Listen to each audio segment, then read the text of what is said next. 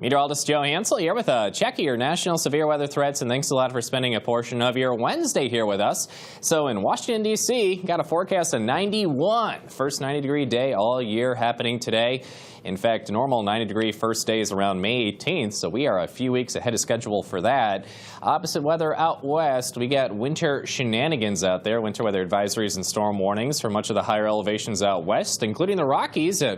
Northern Colorado and southeastern Wyoming, where we're basically expecting at least a few inches of snow, but in some areas around 1 to 2 feet, certainly possible locally in the highest elevations of southeast Wyoming. And also the Rockies of Colorado, some of the mountains of Utah as well. But notice Denver, Colorado Springs, Big Goose Egg 0.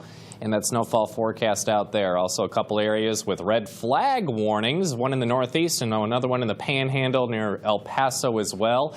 Watching for that wildfire risk, but also watching for a pretty high threat of severe weather. In fact, moderate bullseye right near the Kansas City area, but a marginal to slight risk stretches from San Antonio all the way northeast to Chicago and the Detroit area today. Fairly decent risk of tornadoes in portions of Oklahoma and Kansas, including Kansas City.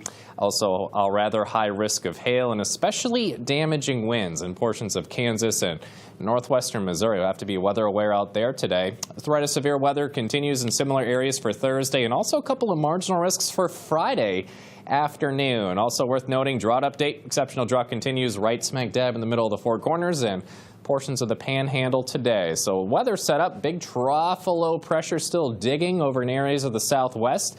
Ahead of that, we'll churn out plenty of moisture from the Gulf of Mexico to help feed this cold front.